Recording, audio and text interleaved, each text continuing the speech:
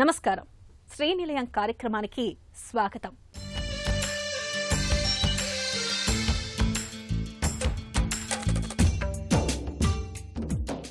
కలల గృహం 100 ఏళ్లు ఉండాలి, తరాలు నివాసం ఉండాలి, నిండు నూరేళ్లు నిలబడాలి. ఇల్లు కట్టుకునేటప్పుడు, కొనుగోలు చేసేటప్పుడు ఎవరైనా ఆలోచించేది ఇదే. పూర్తయిన ఇల్లు, ఫ్లాట్, విల్లా కొనుగోలు చేసేటప్పుడు నిర్మాణ నాణ్యతను పరిశీలించండి. ఇటీవల కొందరు కడుతున్న భవనాల్లో చాలా లోపాలు ఉంటున్నాయనే ఫిర్యాదులు వస్తున్నాయి. ఇంటిని కొనుగోలు చేసి గృహప్రవేశం చేసిన తర్వాత చాలామంది ఇబ్బందులు ఎదుర్కొంటున్నారు.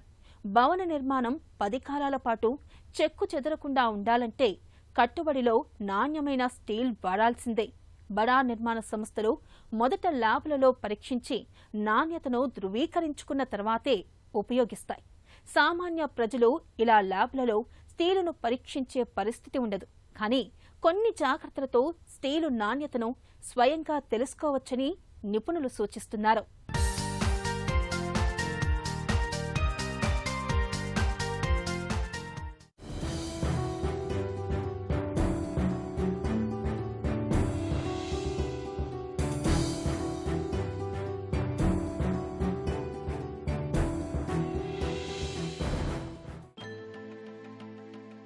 భవన నిర్మాణం 10 కాలాల పాటు చెక్కు చెదరకుండా ఉండాలంటే కట్టుబడిలో నాణ్యమైన స్టీలు వాడాల్సిందే.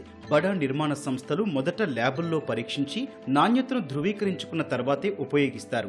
సామాన్య ప్రజలు ఇలా ల్యాబుల్లో స్టీలును పరీక్షించే పరిస్థితి ఉండదు. కానీ కొన్ని జాగ్రత్తలతో స్టీలు నాణ్యతను స్వయంగా తెలుసుకోవచ్చని నిపుణులు సూచిస్తున్నారు. ఉదాహరణకు 8mm స్టీల్ బార్ 1 మీటర్ బరువు 0.395 కిలోలు ఉండాలి. బార్ పొడవు సాధారణంగా 11 మీటర్ల నుంచి 12 మీటర్లు ఉంటుంది. ఇందుకు భిన్నంగా పొడవు ఉంటే అది సరైంది కాదు. ఉక్కు కడ్డీపై రింగుల మాదిరి ఉంటాయి. వీటిని రిప్స్ అంటారు. కడ్డీపై రిప్స్ 7mm ఉండాలి. అంతకంటే ఎక్కువ ఉంటే కట్టుబడికి వాడకపోవడం మంచిదని నిపుణులు చెబుతున్నారు. ఇంటి నిర్మాణానికి సాధారణంగా 6mm నుంచి 25mm వరకు ఉక్కు ఉపయోగిస్తారు. 6mm ఉక్కును వంటగదిలో దిమ్మెలను నిర్మించేందుకు వాడతారు. 8mm 10mm స్లాబులకు వినియోగిస్తారు. 12mm 16mm 20mm 25mm పునాదులు, కాలమ్స్, బీమ్లకు ఉపయోగిస్తారు. నాణ్యత గురించి వస్తే మనకి ప్రైమరీ స్టీల్ ఉంటుంది, సెకండరీ స్టీల్ ఉంటుంది. ఈ ప్రైమరీ స్టీల్ అనేది ఎక్కడి నుంచి వస్తుందంటే ఐరన్ ఓర్ నుంచి డైరెక్ట్ ప్రొక్యూర్ చేసుకొని స్టీల్ మ్యానుఫ్యాక్చర్ చేస్తే దాన్ని ప్రైమరీ స్టీల్ అంటాం. సెకండరీ స్టీల్ ఏంటంటే మనం ఏదైతే స్టీల్ వాడి వదిలేసినవి ఉంటాయో వాడి వదిలేసిన స్టీల్ తోటి మళ్ళీ స్టీల్ని రీసైకిల్ చేసేదాన్ని సెకండరీ స్టీల్ అంటాం. ఒకటి మనం బెండ్ చేసినప్పుడు స్టీల్ని ఆ బెండింగ్ ఏదైతే ఉంటుందో ఆ ప్లేస్లో క్రాక్ అనేది వస్తే మాత్రం అది స్టీల్ మంచిది కాదు అని అర్థం. ఇంకొకటి రెండో విధంగా ఏంటంటే స్టీల్ ఒక రాడ్డు ఒక 1 మీటర్ లెంత్ తీసుకొని దాన్ని ఒక వెయింగ్ మీద పెట్టి దాని ఎంత వెయిట్ ఉందో చెక్ చేసుకోవాలి. ఆ వెయిట్ ఏదైతే డయామీటర్ తీసుకున్నారో, ఫర్ ఎగ్జాంపుల్ మనం 10mm డయా తీసుకున్నాం అనుకోండి. 10mm డయాలో కూడా 10x10 d²/162 అనే ఫార్ములా ఉంటుంది. 10x10/162 వేస్తే ఎంత అయితే వస్తుందో వాల్యూ అన్ని గ్రాములు ఆ 1 మీటర్ రాడ్డు ఉండాలి. ఇది ఒక క్వాలిటీ. నెక్స్ట్ రెండోది ఏంటంటే బెండింగ్ చేసుకునే టైంలో ఒక స్టీల్ని బెండ్ చేసి మళ్ళీ చేసినాక కూడా దాంట్లో ఎటువంటి చేంజెస్ ఉండకూడదు. దాన్ని మంచి స్టీల్లో కన్సిడర్ చేసుకోవచ్చు మనం. మూడోది ఏంటంటే స్టీల్ యొక్క చుట్టూ ఒక సర్క్యులర్ పాత్లో ఉంటుంది. ఆ సర్క్యులర్ పాత్ని దాన్ని గ్రిప్ అంటాం. ఫర్ ఎగ్జాంపుల్ కాంక్రీట్ ఇది అనుకోండి, స్టీల్ కాంక్రీట్ లోపల వెళ్ళినప్పుడు ఆ గ్రిప్పింగే పట్టుకుని ఉండేది. ఈ గ్రిప్పింగ్ తక్కువ ఉంటే దాన్ని స్టీల్ని మంచిదని కన్సిడర్ చేయలేము. ఒక నార్మల్ ఇండిపెండెంట్ హౌస్ అనుకోండి, ఇండిపెండెంట్ హౌస్ అంటే మనం ఒక 2 లేదంటే మ్యాక్సిమం 6 ఉండగలుగుతాం. అదే ఒక కమర్షియల్ బిల్డింగ్, స్కూల్ బిల్డింగ్ ఇలాంటివి అంటే స్కూల్ బిల్డింగ్లో నెంబర్ ఆఫ్ పర్సన్స్ ఎక్కువ అవుతారు, లోడింగ్ కండిషన్స్ ఎక్కువ అవుతాయి. అండ్ ఇండస్ట్రియల్ బిల్డింగ్స్కి వచ్చేసి లోడింగ్ కండిషన్స్ ఎక్కువ అవుతాయి. ఈ లోడ్స్ని బట్టి మనం ఆ స్టీల్ యొక్క పరిమాణం, ఏ స్టీల్ వాడాలి, ఎంత వాడాలి అనేది డిజైనర్ ఫిక్స్ చేయగలుగుతారు. ప్రధానంగా స్టీల్ బార్పై ISI ముద్ర ఉందో లేదో చూడాలి. మనం ఏ బ్రాండ్ స్టీల్ కొనుగోలు చేశామో ఆ బ్రాండ్ పేరు స్టీల్ బార్పై ఉంటుంది. కొనుగోలు చేసిన బ్రాండ్ పేరు లేకుంటే అది నాణ్యమైనది కాదని గ్రహించాలి. 8mm 10mm ఇలా ఇంటి అవసరానికి అనుగుణంగా కొనుగోలు చేస్తాం. స్టీల్ బార్ పరిమాణం ఖచ్చితంగా ఉందో లేదో పరిశీలించాలి. స్టీల్ బార్ బరువు ద్వారా స్టీలు నాణ్యత తెలుస్తుంది. బిల్డింగ్లో వీటిని కాలమ్స్ అంటాం. ఈ కాలమ్స్లో మెయిన్గా మనకి స్టీల్ చాలా ఇంపార్టెంట్. బిల్డింగ్లో ఏదైతే లోడ్ తీసుకుంటుందో ఆ లోడ్ని మనకి గ్రౌండ్కి ట్రాన్స్ఫర్ చేసేది ఈ కాలమ్స్ మాత్రమే. దీంట్లో మనం వీటిని స్టిరప్స్ అంటాం. చిన్న చిన్న వాటిని మనం స్టిరప్స్ అంటాం. ఈ స్టిరప్స్ పర్ఫెక్ట్ స్పేసింగ్స్లో యాజ్ పర్ డిజైన్ మనం కట్టుకోవాలి.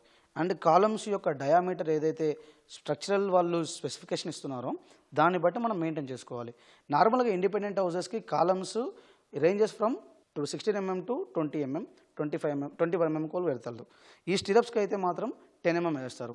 అండ్ స్లాబుల్లో మనకి స్టీల్ వచ్చేసి 8 mm, 10 mm, 12 mm స్లాబ్లో వాడతారు ఫర్ ఇండిపెండెంట్ హౌస్. అండ్ నార్మల్గా ఇల్లు కట్టుకునే వాళ్ళకి ఈ స్టిరప్స్ కట్టే విధానం అండ్ కట్టిన తర్వాత ఏదైతే స్టిరప్స్ 45 degrees యాంగిల్ అంటాం మనం, దాన్ని ఏదైతే ఈ కాలం లోపలికి 45 degrees యాంగిల్లో బెండ్ చేయాలి. ఎందుకంటే లోడ్ ఇచ్చినప్పుడు ఈ స్టిరప్ ఎప్పుడైతే ఓపెన్ అవుతుందో ఈ స్టిరప్ ఓపెన్ అవ్వడం వల్ల ఈ రాడ్లు అనేది బయటికి రావడం జరుగుతుంది. వీటన్నిటిని పర్ఫెక్ట్గా ఉంచాలి అంటే కంపల్సరీ ఈ స్టిరప్స్ అనేది మ్యాండేటరీగా మెయింటైన్ చేయాలి. ప్రతి సంవత్సరం నిర్మాణ సామాగ్రి ధరలు గణనీయంగా పెరుగుతున్నాయి. ఫలితంగా గృహ నిర్మాణ ఖర్చులు పెరుగుతున్నాయి. స్టీలు ధరలు మాత్రం కొంతకాలంగా స్థిరంగానే ఉన్నాయి. గతేడాది ఉన్న ధరలకు ఈ సంవత్సరం ధరలకు పెద్దగా వ్యత్యాసం లేదు. సొంతిల్లు ప్రతి ఒక్కరి చిరకాల కోరిక, జీవితంలో ప్రధాన లక్ష్యం కూడా. అలా అని ఇల్లు కొనుగోలు అంత తేలికైన పని కాదు. ఏ ప్రాంతంలో ఇల్లు కొనాలన్నా బడ్జెట్, నిర్మాణ నాణ్యత, నిర్మాణ సంస్థ నేపథ్యం, కొనుగోలుదారుని అవసరాలు, స్థలానికి సంబంధించిన అనుమతులు, ఇలా ప్రతి ఒక్కటి ప్రధానమైనదే. సమాజంలో తమకంటూ ఆవాసం కోసం కొందరు ఇల్లు కొనుగోలు చేస్తే మరికొందరు భవిష్యత్తు అవసరాల కోసం కొనుగోలు చేస్తూ ఉంటారు. ఒక్కొక్కసారి అక్రమార్కుల బారిన పడి తను సంపాదించిన డబ్బు, సమయాన్ని వృధా చేసుకుంటారు. మరి ఈ నేపథ్యంలో కొత్తగా ఇల్లు కొనేవారు ఎలాంటి జాగ్రత్తలు తీసుకోవాలి అనే అంశంపై ప్రత్యేక కథనం. మీరు కొనుగోలు చేయాలి అనుకున్న ఇల్లు నీటి వనరులకు దగ్గరగా ఉన్నట్లయితే ఆ ప్రాంతం ఎఫ్టీఎల్లో ఉందా, బఫర్ జోన్లో ఉందా అనే ప్రశ్నలకు సమాధానం తెలుసుకోవాలంటున్నారు. అనుమతి మంజూరు చేసిన సంస్థల్ని జీహెచ్ఎంసీ, హెచ్ఎండీఏ లేదా ఇతర మున్సిపాలిటీలో, కార్పొరేషన్లలో సంప్రదించి దస్త్రాల్ని సరిచూసుకోవాలని సూచిస్తున్నారు. అనుమతులు ఉన్నప్పటికీ ఇరిగేషన్ శాఖ ఎన్ఓసీతో జీహెచ్ఎంసీ, హెచ్ఎండీఏ అనుమతులు ఇచ్చిన లేఅవుట్లు, అపార్ట్మెంట్ల విషయంలో కూడా వివాదాలు నడుస్తున్నాయి. అనుమతులు ఉన్నట్లు తేలినా మరోసారి చెక్ చేసుకోవాలి. హెచ్ఎండీఏ పరిధిలో అయితే మాస్టర్ ప్లాన్ 2030 తీసుకోవాలి. మీ ప్లాటుకు చెరువు లేదా జలవనరులు ఎంత దూరంలో ఉన్నాయి ఖచ్చితంగా తెలుసుకోవాలి. మాస్టర్ ప్లాన్లో జోన్ కేటగిరీ కూడా ముఖ్యమే. ఉదాహరణకు ఇండస్ట్రియల్ జోన్లో నివాసాలకు అనుమతించారు. తరువాత ఇల్లు కట్టుకోవాలంటే జోన్ మార్పు కోసం అదనంగా భారీగా ఫీజులు చెల్లించాలి. చెరువు సమీపంలో మీ స్థిరాస్తి ఉంటే మరింత నిశితంగా పరిశీలించాలి. సమీపంలోని రెవెన్యూ కార్యాలయానికి వెళ్లి మీ సర్వే నెంబర్ ఆధారంగా చెరువు ఎఫ్టీఎల్ లేదా బఫర్ జోన్ పరిధిలో ఉన్నారా లేదా తెలుసుకోవాలి. పాత లేఅవుట్లలోని పార్కు స్థలాలు, ఎమ్యూనిటీస్ కోసం వదిలిన ఖాళీ స్థలాల్ని కొందరు బై నంబర్లతో అమాయకులకు విక్రయిస్తున్నారు. బై నంబర్లతో రిజిస్ట్రేషన్ చేసే ప్లాట్ల విషయంలో ఈ జాగ్రత్త తప్పనిసరి. కొందరు సర్వే నంబర్లతో కాకుండా ఇంటి నంబర్లతో రిజిస్ట్రేషన్ చేయిస్తామంటారు. లేఅవుట్లోని ఖాళీ స్థలాల్లో ఇళ్లు నిర్మించి వాటికి అడ్డదారిలో ఇంటి నంబర్లు తీసుకుని ఇతరులకు రిజిస్ట్రేషన్ చేయిస్తుంటారు. అలాంటి వాటిపై ప్రభుత్వం ఎప్పుడైనా చర్యలు తీసుకునే అవకాశం ఉంటుంది. నాలాల పక్కన బఫర్ జోన్ను ఖాళీగా వదిలి తరువాత ఇళ్లను నిర్మించుకోవాలి. హద్దు వరకు పిల్లర్లు వేసి ప్రహరీలు నిర్మించిన అపార్ట్మెంట్లలో ఇళ్లు కొంటే మోసపోయినట్టే. బఫర్ జోన్లోని కట్టడాల్ని ఏ క్షణమైనా సర్కార్ తొలగిస్తుంది. భారీ వర్షాల సమయంలో ఆ భవనం కూలిపోయే ప్రమాదం కూడా ఉంటుంది. పార్కులు, లేఅవుట్లలో వదిలే ఖాళీ స్థలాలకు పక్కనున్న ప్లాట్ల కొనుగోలు విషయంలో స్థలం కొలతల్ని 1-2 సార్లు సరిచూసుకోవాలి. ఖాళీ స్థలాన్ని కలిపి ఇంటి విస్తీర్ణాన్ని పెంచి అమ్మేందుకు కేటుగాళ్లు ప్రయత్నిస్తుంటారు. ఏ ప్రాపర్టీ కొన్నప్పుడైనా లొకేషన్ చూసుకోవాలి. లొకేషన్ డెవలప్మెంట్స్ ఏమున్నాయి, అప్రిషియేషన్ ఎంత అవుతుంది, పాసిబిలిటీ ఉందా లేదా, గవర్నమెంట్ పర్మిషన్ చెక్ చేసుకోవాలి. అంటే DTCP, GHMC, HMDA with RERA compulsory. RERA లేకుండా ఏ ప్రాజెక్టు కూడా కొనుక్కోకూడదు. బిల్డర్ ఎన్ని స్టోరీస్ చెప్పినా, ఏజెంట్స్ ఎన్ని స్టోరీస్ చెప్పినా మీ గ్రౌండ్ చెక్ రియాలిటీ చేసుకోవాలి. రెండోది, బిల్డర్ని 1-to-1 పర్సనల్గా అపాయింట్మెంట్ తీసుకొని కలవడం ఎంతో మంచిది. ఎందుకంటే అసలు ఆయన విజన్ ఏంటి. మూడోది ఏంటంటే మీకు legal opinion important, EC and company certificate important, link documents important. అట్లా వేరేస్ ఉన్నాయన్నమాట. బిల్డర్ బ్రాండ్ ఎంత ఉంది, బిల్డర్ ఇంతవరకు ఎన్ని ప్రాజెక్ట్స్ చేశారు, ఎన్ని ప్రాజెక్ట్ టైంలో డెలివర్ చేశారు, ఎంప్లాయీస్ ఫీడ్బ్యాక్ ఎట్లా ఉంది, పాస్ట్ కస్టమర్స్, పెయింట్ కస్టమర్స్ ఈ బిల్డర్ కోసం ఏమంటున్నారు, కొంతమంది కంప్లీట్ చేసిన ప్రాజెక్ట్స్ 100% కంప్లీట్ చేశారా, ప్లస్ ఏ జోనింగ్లో వస్తుంది, రెసిడెన్షియల్ జోన్లో ఉందా, R1, R2, R3, R4లో ఉందా, కమర్షియల్ జోన్లో ఉందా, 111 జీవోలో ఉందా, FTLలో ఉందా, బఫర్ జోన్లో ఉందా, కన్జర్వేషన్, అంటే రకరకాలు ఉన్నాయన్నమాట. ప్రతిసారి పెరి అర్బన్ జోన్ అంటే ఓన్లీ 25% కట్టుకుంటాం. 111 జీవో అంటే 10% కంటే ఎక్కువ కట్టకూడదు. ఫామ్ ప్లాట్స్, అగ్రికల్చర్ అంటే చాలామంది ఫామ్ ప్లాట్స్ని రెసిడెన్షియల్ ప్లాట్ కింద అమ్ముతున్నారు, కొనేస్తున్నారు. కానీ చాలామంది గుంట స్క్వేర్ యార్డ్స్ని కన్వర్ట్ చేసి రెసిడెన్షియల్ ప్లాట్ అని అమ్ముతున్నారు. తర్వాత మీరు ఇల్లు కట్టుకుంటే పర్మిషన్ అయితే ఇవ్వట్లేదు. సో ఇవి మెయిన్గా చెక్ చేసుకుంటే మీ క్లారిటీ ఉంటుంది, మీకు ప్రాపర్టీ అయిన తర్వాత ఇబ్బంది ఉంటుంది. నేను చెప్పిన పత్రాలన్నీ కూడా legal document, link documents, mutation అంటే లింక్ అంటే ప్రాపర్టీ పుట్టిన దగ్గర ఇంతవరకు ఎన్ని చేతులు మారాయి, ఎన్ని ట్రాన్సాక్షన్ అయ్యాయి, దీని మీద మార్ట్గేజ్ లోన్ ఉందా, ఏమైనా తాకట్టు పెట్టారా, ఎవరికైనా హ్యాండ్ నోట్ ట్రస్ట్, ఇవన్నీ కూడా చెక్ చేసుకోవాలండి. మనం డైరెక్ట్గా వెళ్ళి కొనుక్కుంటే ఇబ్బంది పడతాం. సో ఓవరాల్గా అంటే ఈ పాయింట్లు చెక్ చేసుకుని కొనుక్కుంటే మీ ట్రాన్సాక్షన్ అయిన తర్వాత స్లీప్లెస్ నైట్స్ ఉండవు, మంచిగా పడుకోవచ్చు. లేదా మీరు రిజిస్ట్రేషన్ అయిన మరుక్షణం మీరు ఇబ్బందుల్లో పడతారు. ప్రీ లాంచ్ కొన్ని వేల కోట్లు కలెక్ట్ చేసి కొన్ని వేల మంది ఇన్వెస్టర్స్, బయర్స్ ఇబ్బంది పడుతున్నారు. హెచ్ఎండిఏ వెబ్సైట్లోని లేక్స్ హెచ్ఎండిఏ గవర్నమెంట్ ఇన్సైట్లోకి వెళ్ళాలి. అందులో జిల్లా, మండలం, గ్రామం సెలెక్ట్ చేసుకుని మీ సర్వే నెంబర్ ఆధారంగా ఆ ఊరిలోని అన్ని చెరువుల వివరాలు తెలుసుకోవచ్చు. FTL కాలంలోని క్లిక్ అని బ్లూ కలర్ ఉంటుంది. దాన్ని క్లిక్ చేయగానే మ్యాప్ ఓపెన్ అవుతుంది. FTL వరకు చెరువు విస్తీర్ణం ఎంతుంది, పరిసరాల్లో ఏమున్నాయో కూడా కనిపిస్తుంది. తర్వాత బ్యాక్ వచ్చి క్యాడస్ట్రల్ మీద క్లిక్ చేస్తే మళ్లీ మ్యాప్ ఓపెన్ అవుతుంది. ఆ చెరువు ఏ సర్వే నెంబర్ల పరిధిలో ఉందో స్పష్టంగా తెలుస్తుంది. మ్యాప్లో నీలిరంగు లైన్తో ఉన్నది FTL పరిధి, దాని పక్కనే రెడ్ కలర్తో ఉన్నదే బఫర్ జోన్. చెరువు కట్ట ఆరెంజ్ కలర్తో ఉంటుంది. దాని ప్రకారం చెరువుకు ఎటువైపు మీ స్థలం లేదా అపార్ట్మెంట్, విల్లా ఎక్కడుందో చెక్ చేసుకోవచ్చు. ఉమ్మడి కుటుంబ వ్యవస్థకు ప్రతిబింబాలు అలనాటి లోకిళ్లు, వారు వాడిన వస్తువులు, సంస్కృతి సాంప్రదాయాలకు దర్పణాలు. 100 ఏళ్లు దాటినా నేటికి చెక్కు చెదరకుండా టీవీగా దర్శనమిస్తూ అలనాటి దర్పాన్ని, హుందాతనాన్ని చాటుతూ ప్రత్యేకంగా నిలుస్తున్నాయి. అయితే వీటిలో ఉన్న సౌకర్యాన్ని, సౌందర్యాన్ని గుర్తెరిగిన నేటితరం వారు సైతం తమ అభిరుచికి తగ్గట్లుగా ఆ మధుర జ్ఞాపకాల్ని తలుచుకోకుండా ఉండలేరు. మనింట్లో తాతయ్య వాడిన కుర్చీనో, నానమ్మ ఉపయోగించిన మరిచెంబో ఉంటే ప్రేమగా, మురిపెంగా దాచుకుంటాం. అలాంటిది ఆయన దగ్గర దాదాపు 500 సంవత్సరాల నాటి 1000 పురాతన వస్తువులను సేకరించారు. తన ఇంటినే ఓ మ్యూజియంగా మార్చారు. ఇత్తడి వస్తువులని పుత్తడి సంపదలా దాచిన ఆ ఇల్లు కమ్మని జ్ఞాపకాలకు చిరునామా.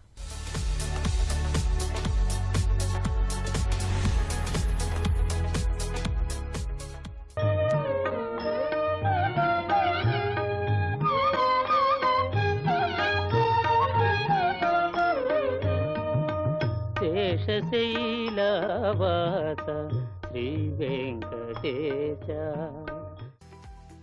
ఈ యాంటిక్ ఫర్నిచర్ ఒక తరానికి గుర్తుగా కనిపించే ఓ అందమైన జ్ఞాపకం. మళ్లీ మన కళ్ల ముందు వ్యర్థంగా కాకుండా మరో తరానికి నిధిగా భాసిల్లుతాయంటే కాస్త ఆశ్చర్యంగా అనిపించినా ఇది నిజం. ఇళ్లల్లో అటకపైనో, నేలమాళిగల్లోనో, గ్యారేజీలోనో పనికిరాని వస్తువులుగా భావించి పడేసే పాత వస్తువులను సేకరించి అమ్మే కొనుగోలుదారులు ఉభయ తెలుగు రాష్ట్రాల్లో చాలా చోట్ల కనిపిస్తారు. మరి ఆ ఇంట్లో కడుగుపెట్టిన వారెవరికైనా అది ఇల్లా లేక మ్యూజియమా అనే సందేహం కలగక మానదు. ఎదురుగా వినాయకుడి రాతి విగ్రహం, పాతకాలం నాటి పుస్తకాల అర, అందులో కొన్ని పుస్తకాలు, తలుపు ఎదురుగా 2 పెద్ద పెద్ద ఇత్తడి గంగాళాలు, తలుపులు కూడా పాతవే. గొళ్ళెం, తలుపు చెక్కిన తీరు, తలుపు షేర్లు బిగించిన విధానం చూస్తేనే ఆ సంగతి తెలుస్తుంది.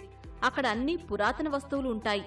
ఒకప్పుడు నగలు, విలువైన వస్తువులతో పాటు ఇంట్లో వాడే గంగాళాలు, పందిరి మంచాలు, ఇంటి నిండా క్రమ పద్ధతిలో అందంగా పేర్చిన యాంటిక్ వస్తువులు, మన పూర్వీకుల కళలు, వాటి వెనుక ఉన్న విశేషాలు, సంప్రదాయాల గురించి ముందు తరాలకు తెలిసేది. తర్వాత ఆధునికత మీద పెరిగిన ఆసక్తి అన్నింటినీ మరుగున పడేలా చేసింది. అందుకే సికింద్రాబాద్లో ఉన్న లోతుకుంట ప్రాంతానికి చెందిన ఏనుగు కృష్ణమూర్తి మన కళలు, సంప్రదాయాల గురించి భవిష్యత్తు తరాలకు తెలియజేయాలనుకున్నారు. ఇవన్నీ ఎక్కడి నుంచి సేకరించారు, ఎప్పటివో, వాటి వెనక ఉన్న కథ ఏమిటో ఇప్పుడు తెలుసుకుందాం. మా ఊరు సోమేశ్వరం, తూర్పుగోదావరి జిల్లా, ఆంధ్రప్రదేశ్ అనమాట. పెళ్ళయ్యి ఉద్యోగం వచ్చి కాపురం అది చెన్నైలో పెట్టుకున్నాను అనమాట. మా అమ్మగారిని కూడా చెన్నై తీసుకొచ్చేద్దాం అలాని మా ఊరు వెళ్ళి మా అమ్మతో చెప్పాను. నేను వచ్చేసి నాతోటి నీకు కావాల్సిన సామాన్ అంతా ప్యాక్ చేసుకుని నాతోటి వచ్చేసేయమని చెప్పింది అనమాట. ఆవిడ అన్నీ ప్యాక్ చేసుకుని సంచిలో 4 ఇత్తడి గిన్నెలు కూడా ప్యాక్ చేసింది. తీరా చెన్నై వచ్చాక అవి ఎక్కడ పెట్టాలో తెలియక ఇలాగే హాల్లో పెట్టేశాను అనమాట. పెడితే 15 రోజుల తర్వాత ఒక ఫ్యామిలీ వచ్చారు. వాళ్ళు వచ్చి చూసి రాగానే ఆవిడ, ఏమిటండి మీ ఇంట్లో ఇత్తడి సామాను ఉందా? అయ్యో మా అమ్మమ్మ దీంట్లోనే ఉండేది, మేము మా స్కూల్ హాలిడేస్కి వచ్చినప్పుడు మా తాతగారి ఇంటికి వెళ్ళేవాళ్ళం, మా అమ్మమ్మ వాళ్ళు ఇందులోనే వండేవారు, ఎంతో రుచిగా ఉండేది, మా స్కూల్ డేసు, వాళ్ళ విలేజ్లో వాళ్ళ లైఫ్ ఇవన్నీ చెప్పుకుంటూ వచ్చిందనమాట. నాకు చాలా ఆశ్చర్యం వేసింది. ఏంటి ఈ 4 గిన్నెలు the triggering so much of emotion, వాళ్ళకి పాత జ్ఞాపకాలు అన్నీ వచ్చి చాలా సంతోషంగా అనిపించింది నాకు. వాళ్ళ అనుభూతులు అన్నీ బయటికి తెప్పించుకుని ఇంత చేస్తున్నాయి 4 గిన్నెలు అలానే. సరే అది బాగుంది కదా అని 4నేమో 40 చేశాను, 400 అయ్యాయి. ఇప్పుడు సుమారు నా దగ్గర ఒక 1000 ఐటమ్స్ దాకా ఉన్నాయి. సో ఇలాగ కలెక్షన్ ఇలా మొదలైందనమాట. అలాగ మన సంస్కృతి, మన సంప్రదాయం, మన వాటి గురించి తెలుసుకోవడానికి ఈ వస్తువులన్నీ చాలా ఉపయోగపడతాయి అన్నమాట అండి. అందుకనే we call this cultural antiques. ముందు తరాల వాళ్ళకి, ఇప్పటి తరాల వాళ్ళకి కూడా చెప్పవలసిన ఒక మెసేజ్ ఏంటంటే, try to cook in traditional vessels, live traditional way, because it's a proven method అనమాట. అంటే ఇదివరకు ఈ విధానము చాలా మంచిది అని నిరూపణ అయిపోయింది. ఇప్పుడు దానికి మనం కొత్తగా ఏం చెప్పక్కర్లేదు. ఆ ఇంట్లో వాటర్ ట్యాంకర్ను తలపించే పెద్ద ఇత్తడి గంగాళం, ఆ పక్కనే నవాబుల కాలం నాటి విసనకర్రలు, గోడకు దాదాపు 250 ఏళ్ల నాటి చెక్క అద్దం ఉంది. ఇలా అందానికి మెరుగులు దిద్దుకునేందుకు వాడే ఎన్నో వస్తువులను సేకరించారు. ఇత్తడి, తగరం తదితర లోహాలతో ఎంతో కళాత్మకంగా డిజైన్ చేసి వాటిని హాల్లోని పెద్ద ర్యాక్ నిండా రకరకాల సైజుల్లో ఇత్తడి రాగి పాత్రలు అందంగా అలంకరించారు. అప్పట్లో పెళ్లికి ఒడిబియ్యం, ఇతర శుభకార్యాలకు వాడే భారీ స్థాయి తాంబూలాలు, మరోవైపు మల్లెల పందిరి మంచం, గుడిలో వాడే పెద్ద గంట, బ్రిటిష్ కాలం నాటి టైపింగ్ మిషన్, నిజాం జమానాకు చెందిన టెలిఫోన్ కనిపిస్తాయి. కరెంటు సౌకర్యం పూర్తిగా అందుబాటులోకి రాకముందు వాడిన 300 ఏళ్ల నాటి దివిటీలు, ఆ దివిటీలు ఆరిపోకుండా సాయపడే నూనె పాత్రలు సేకరించారు. ప్రతి వస్తువు నేపథ్యం ఓ కథ, ఓ అందమైన జ్ఞాపకంగా ఉంటుంది. ఆ తరం వాళ్లు ఒక్కో రకమైన వంటకు ఒక్కో రకం లోహపు పాత్రలు వాడేవారట. ఇలా వందల వస్తువుల్ని ఇంట్లో అమర్చారు. మ్యూజియాన్ని తలపించి ఇంటిని చూడ్డానికి ఎంతో మంది వస్తూ ఉంటారు. వీటి కోసం వెబ్సైట్ కూడా నిర్వహిస్తున్నారు. మన పూర్వీకులు ఏం చేసినా దానికొక అర్థం ఉంటుంది. ఏ వస్తువులు తయారు చేసినా అందంగా, కళాత్మకంగా, దృఢంగా ఉండేలా జాగ్రత్త పడ్డారు. చాలా కాలం పాటు పాడైపోకుండా ఉండేలా డిజైన్ చేసేవారు. అందుకే కొన్ని వందల ఏళ్ల నాటి వస్తువులు కూడా ఇంకా ఉన్నాయి. మన పూర్వీకుల జీవన విధానం ఇలా ఉండేదట, ఇలాంటి వస్తువులు వాడేవారట అని చదువుకోవడం మాత్రమే కాదు, ఆ వస్తువులు పట్టుకొని చూసి ఫీల్ అయ్యేలా ఈ మ్యూజియం తీర్చిదిద్దారు. ఇది హెచ్ఎంవి గ్రామఫోన్ అండి, రికార్డ్ ప్లేయర్. రికార్డ్ పెడితే పాటలు వస్తాయి మనకి. శ్రీ వెంకటేశ. ఇది కొబ్బరి కూరం అండి. ఇది చూసారా ఎంత బాగా చేశారో. ఇది ఆ రోజుల్లో ఏం చేసినా సరే 3 గుణాలు తప్పకుండా ఉండాలన్నమాట, 3 ప్రిన్సిపల్స్. ఒకటేమంటే it should do its job well, దానిపైన ఇది బాగా చేయాలి. రెండోది ఏమంటే 6 జనరేషన్స్ రావాలి, అంత గట్టిగా చేసేవారు ఏం చేసినా సరే. మూడోది ఏమంటే చూడడానికి చాలా అందంగా, బ్యూటిఫుల్గా ఉండాలి. ఇప్పుడు ఒక కొబ్బరి కూర చేయడానికి ఇంత బ్యూటీ అవసరమా? ఆ రోజుల్లో అవసరం, ఈ రోజుల్లో అవసరం లేదు. ఏదో పని అయిపోతే చాలు, ఏదో do it and throw it away. ఆ రోజులు ఏంటంటే ఊళ్ళోని బ్రాహ్మణులు వాళ్ళకి పొద్దున్నే అగ్నిహోత్రం చేసుకోవడానికి వాళ్ళకి టెక్నిక్ తెలియదు. చిక్కుముక్కరాయిలు తీసి ముందర దూది పెట్టి, దూది వచ్చాక దాని మీద కర్పూరం పెట్టి, కర్పూరం మండాక దాని మీద కొంచెం పుల్లలు అవన్నీ పెట్టి మంట చేసి వాళ్ళు అగ్నిహోత్రం అంతా చేసుకునేవారు. ఇంటి ఆవిడ వచ్చి ఇటువంటి పళ్ళని తీసుకొచ్చి దీంట్లో నాకు బొగ్గులు వేయండి, ఖాళీ బొగ్గులు అలాని తీసుకెళ్ళి పొయ్యిలో వేసుకుని కట్టెలు పెట్టుకుని ఉప్పు అని ఊదుకుని మంట చేసుకునేవారు అనమాట. ఇదేమో బియ్యం కడుగు బుట్ట, బియ్యం ఇందులో కడుగుతారండి అన్నం పెసర్లో వేసుకునేటప్పుడు. ఇది అన్నం వండుకునే గిన్నె, ఇత్తడిది అనమాట. ఇది వాష్ బేసిన్ అండి. ఇదేమో చేయి కడుక్కోవడానికి నీళ్లు వేస్తే ఇందులో చేతులు కడుక్కోవచ్చు భోజనం అయ్యాక. ఈ చెంబులండి ఇదివరకు ప్రతిదానికి, ఇదివరకు మరి ఇప్పుడు ఈ ప్లాస్టిక్ బగ్గలు అవన్నీ వచ్చేవి. ఇదివరకు ఏమి కాదు, ప్రతిదానికి చెంబులే వాడుకునేవారు అనమాట. ఏదైనా సరే చేద్దాం, రకరకాల చెంబులన్నీ ఉన్నాయి. ఇదివరకు యాత్రలకు వెళ్ళేటప్పుడు ఇటువంటి గ్లాసులు తీసుకెళ్ళేవారు అనమాట. ఇది ఇలా కొలాప్స్ చేసుకుని ప్యాకింగ్ చేసుకునేవారు. అక్కడికి వెళ్ళాక కావాల్సిన వచ్చినప్పుడు బయటికి తీసుకుని ఇలా పెట్టుకుంటే మంచిగా తాగొచ్చు. ఆ మూల ఉన్న పెద్ద ఇత్తడి సామాను దాన్ని గాబు అంటారండి. గాబు, దాంట్లో వాటర్ స్టోర్ చేసుకుంటారనమాట. ఇవన్నీ గంగ చెంబులు, కాశీ నుంచి గంగా తెచ్చుకోవడానికి ఈ చెంబులు వాడతారనమాట. ఇది శివుడి గుళ్ళో గంట అండి, నంది ఉంది కదా, శివుడి గుళ్ళో గంట. ఇల్లు, ఇళ్ల స్థలాలు, అపార్ట్మెంటు కొనే ముందుగా వాస్తును పరిశీలిస్తూ ఉంటారు. మరి ప్రేక్షకులు అడిగిన ప్రశ్నలకు సమాధానాలు వాస్తు నిపుణుల మాటల్లో తెలుసుకుందాం.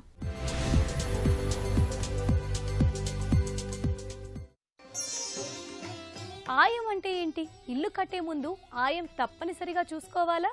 ఒక ఇల్లు కట్టేటప్పుడు మనం ఇల్లు అనేటువంటిది ఇన్ని ఏనుగు పాదాల లెక్కతో ఉంటేనే ఈ ఇంట్లో ఉండేటువంటి గృహస్థులు ఈ విధంగా ఉంటారు అనేటువంటిది ఒక శాస్త్ర ప్రామాణికం.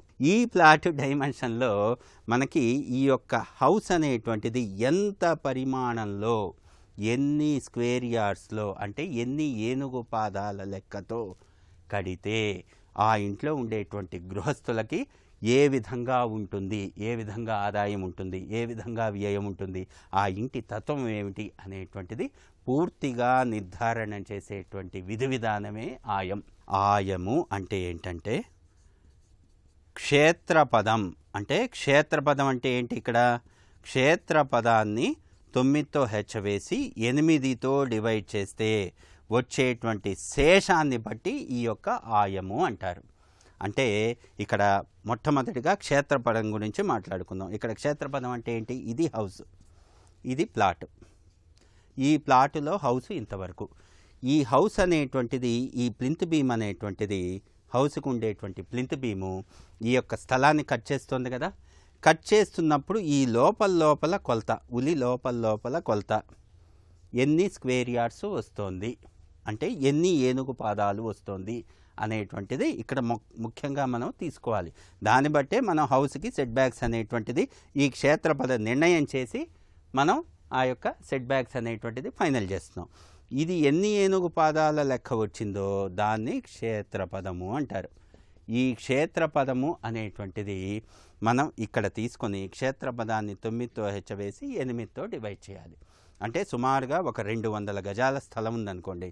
దీనిలో ఈ స్టెప్స్, లిఫ్టు ఇవన్నీ కూడా మొత్తం పెట్టుకొని, స్లాబ్ ప్రొజెక్షన్స్ ఇవన్నీ పెట్టుకొని కేవలం హౌస్ అనేటువంటిది ఇక్కడ వరకే కట్టుకుంటాం కదా. ఇది సుమారుగా 145 గజాల్లోనే వస్తుంది. అంటే మొత్తం స్థలం అనేటువంటిది మొత్తం 200 గజాలు. ఇక్కడ 145 గజాలు అనేటువంటిది ఈ మొత్తం లోపల 145 వచ్చింది. దాన్ని క్షేత్రపదము అంటారు. ఈ క్షేత్రపదాన్ని 9తో హెచ్చవేసి 8తో డివైడ్ చేయాలి. ఇలా 145 × 9 డివైడెడ్ బై 8 ఇలా చేసినప్పుడు, చెవి భాగహారం చేసినప్పుడు వచ్చేటువంటి శేషం అనేటువంటిది ఒకటి వస్తుంది. అంటే ఎందుకు ఇదంతా చెప్తున్నానంటే మనకి ఏ విధంగా ఆయం కడతాము అనేటువంటిది ఒక ఉదాహరణగా మనం తెలుసుకోవటానికి. ఇక్కడ ఒకటి శేషం వచ్చిందనుకోండి, ధ్వజాయము అన్నారు. ధ్వజాయం అనేటువంటిది తూర్పు రాజవేదికి స్వ ఆయం. కాబట్టి ధ్వజాయము అనేటువంటిది మనం తూర్పు రాజవేదికి స్వ ఆయం కాబట్టి ఏ దిక్కుకైనా కూడా ఈ యొక్క ఆయము అనేటువంటిది సరిపోతుంది. అంటే మీరు దక్షిణ రాజవీధి అయినా ధ్వజాయం సరిపోతుంది, ఉత్తర రాజవీధి అయినా ధ్వజాయం సరిపోతుంది, అదేవిధంగా పడమర రాజవీధి అయినా కూడా ఈ యొక్క ధ్వజాయము అనేటువంటిది సరిపోతుంది. ఇక్కడ ఎలా మనం తీసుకుంటున్నాం? ఈ యొక్క 1 అంటే ధ్వజాయం అని, అదేవిధంగా 3 అంటే సింహాయం అని, 5 అంటే వృషభాయం అని, 7 అంటే గజాయం అని, ఇవన్నీ కూడా మనకి శాస్త్రంలో ఆయం కుండలి అనేటువంటిది చెప్పారు. ఈ ఆయం కుండలి వేసి ఒక్కొక్క దిక్కుకి ఒక్కొక్క ఆయము ఉండాలి. ఈ తత్వంతో కడితేనే ఈ యొక్క గృహంలో ఉండేటువంటి ఈ యొక్క గృహస్థులు అష్టైశ్వర్య సిద్ధి పొందుతారు అనేటువంటిది మనకి శాస్త్ర ప్రామాణికంగా చెప్పబడింది. కాబట్టి ఇవన్నీ కూడా గృహగణితం చేసుకుని ఇలా వర్గు క్యాలిక్యులేషన్ చేసుకోవాలి. అంటే ఇప్పుడు ఆయము అనేటువంటిది తీసుకున్నాగా, అదేవిధంగా ఆదాయం తీసుకోవాలి, వ్యయం తీసుకోవాలి, అదేవిధంగా ఇంటి ఆయుష్ తీసుకోవాలి. ఇలా మొత్తం నవవర్గు క్యాలిక్యులేషన్ కూడా చేసి ఈ క్షేత్రపదాన్ని నిర్ణయిస్తాం. ఈ క్షేత్రపదాన్ని నిర్ణయించి దాన్ని ఆయము అనేటువంటిది 9తో హెచ్చవేసి 8తో డివైడ్ చేస్తే వచ్చే శేషాన్ని బట్టి ఈ యొక్క ఇంటి నిర్ధారణ అవుతుంది అనేటువంటిది వాస్తు శాస్త్ర ప్రామాణికం. ఇది నేటి శ్రేణిలయం. మరికొన్ని తాజా అంశాలతో వచ్చే వారం మళ్ళీ కలుద్దాం. అంతవరకు సెలవు. నమస్తే.